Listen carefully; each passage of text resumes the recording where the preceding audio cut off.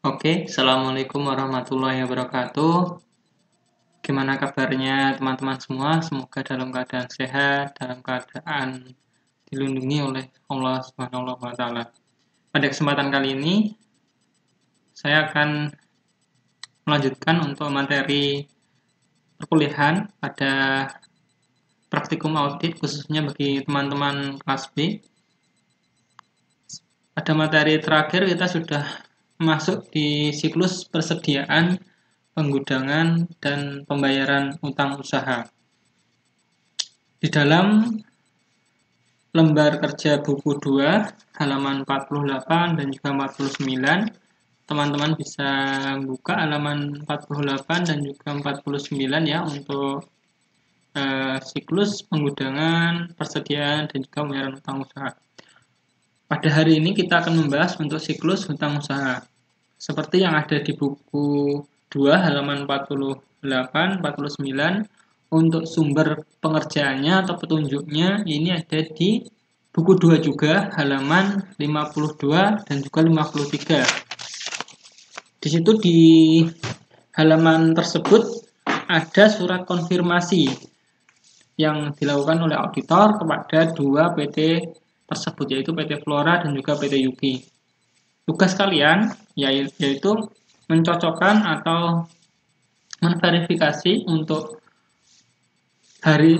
hasil dari perkelahian yang sebesar pada tabel ini apakah sesuai atau sama dengan setelah dilakukan surat konfirmasi.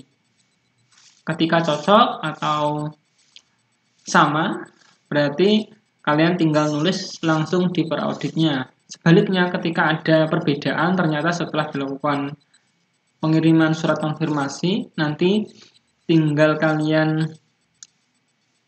pindah, baik itu di debit ataupun di kredit. Ingat, kalau hutang usaha itu akan bertambah di sebelah kredit dan juga kalau berkurang di sebelah debit, seperti itu. Baik, berikutnya di halaman 50, di sini memindah ya dari hasil yang sudah kalian catat pada halaman sebelumnya. Setelah melakukan konfirmasi, nanti teman-teman di sini akan menulis hasil konfirmasinya. Ada CB, ada RD, dan juga NR. Ini sama seperti yang di siklus piutang usaha kemarin. Kalau ternyata setelah dilakukan konfirmasi itu hasilnya sama, tinggal kalian tulis di CB, ataupun kalau berbeda reporting different nanti tinggal tulis RD, dan juga kalau tidak menjawab oleh PT tersebut setelah dilakukan surat konfirmasi tinggal kalian tulis NR, seperti itu. Jangan lupa ditulis perbedaannya berapa, nilainya berapa. Oke, untuk itu terus halaman berikutnya halaman 51. Di sini tinggal menyalin pada halaman yang 50 itu ya. Jadi kan sudah ada keterangan, sudah kalian tulis keterangan baik itu CB, RD ataupun NR. CB-nya berapa, RD-nya berapa, terus NR-nya berapa. Kalian tulis di jumlah. Terus nanti ketemu total hutang usahanya. Pada kolom berikutnya kalian isi persentase tahun berjalan. Cara untuk mencari persentase tahun berjalan ini, misalkan untuk yang confirming balance, tinggal kalian hitung dengan rumus total confirming balance atau totalnya itu berapa, nanti di jumlah itu kalian bagi dengan total hutang usaha. Terus kalian kali 100%. Nah, itu sudah ketemu persentase dari CB. Dan juga yang lainnya ya, entah itu NRD ataupun NR, seperti itu. Terus berikutnya, kalau untuk persentase tahun lalu, kalian tinggal melihat pada pengerjaan atau audit yang dilakukan pada tahun sebelumnya, yaitu pada persentase tahun berjalan. Untuk contohnya itu ada di halaman 215, tinggal kalian pindah saja seperti itu. Oke, untuk tugasnya ada halaman 48, 50 dan juga 51 nanti kalian tulis. Dan jangan lupa nanti disimpan di JPG atau Word, terus kirim ke email saya yang ada di slide ini, ataupun bisa juga ke nomor WA saya dengan format yang sama. Itu untuk tugas yang dikirim halaman 48 sampai 51.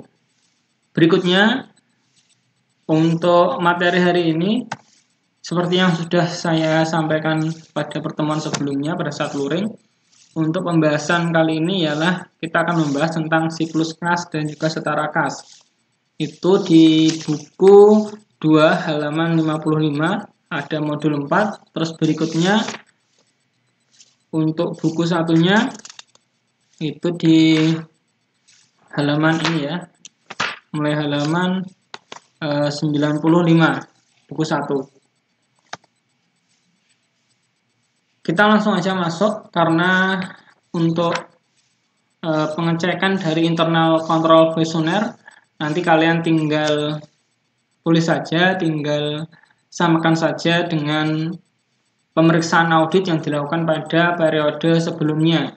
Kalian tinggal lihat ya nanti contoh dari ICG-nya, terus ditulis, jangan lupa dibuat oleh siapa, diperiksa oleh siapa, dan juga tanggalnya jangan lupa ditulis.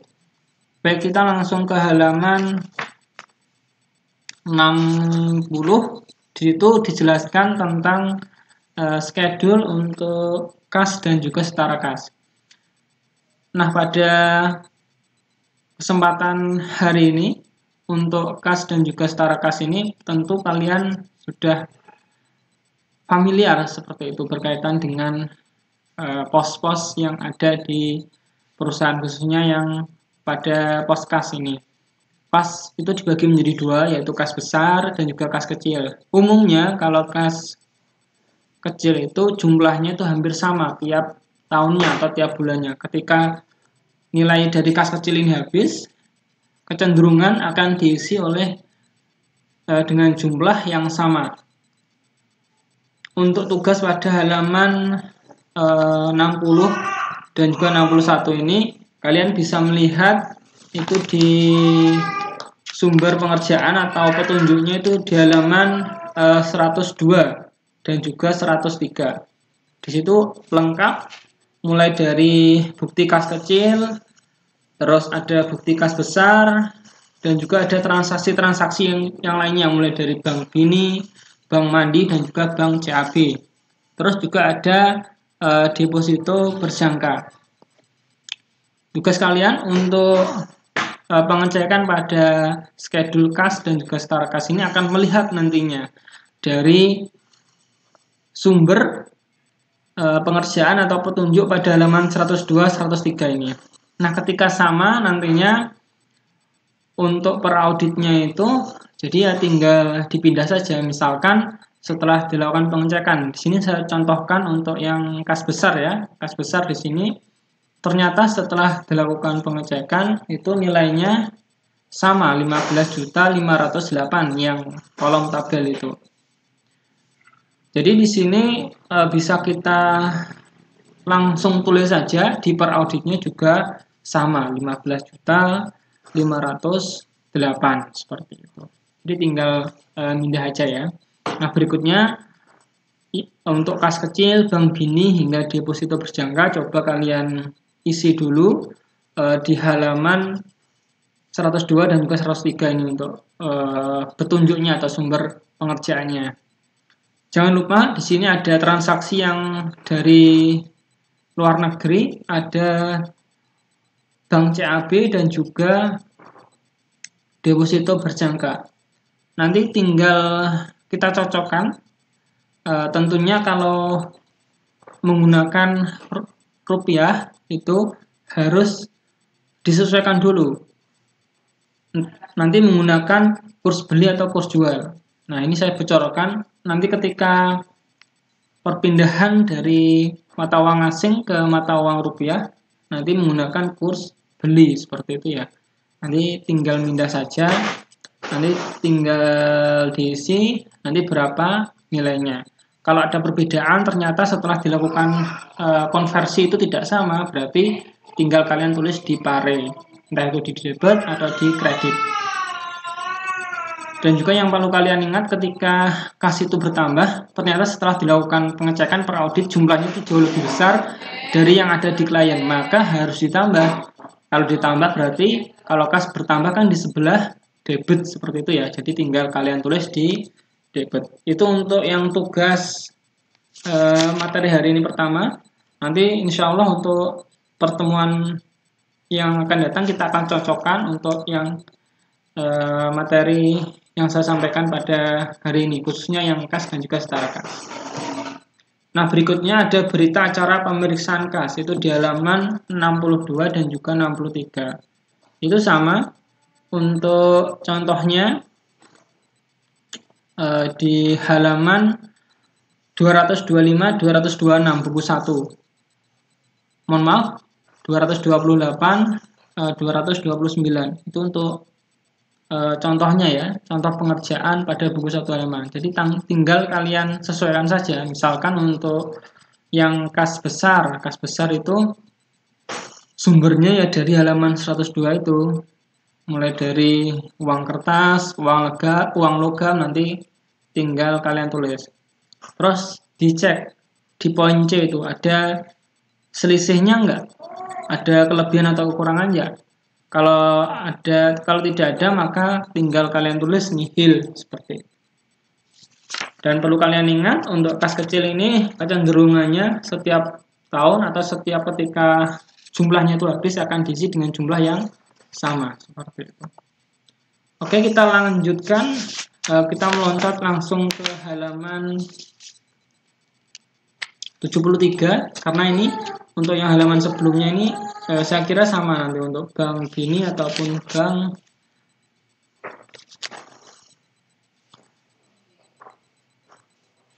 Bank Mandi seperti itu. Nah, untuk yang selanjutnya langsung kita ke deposito berjangka.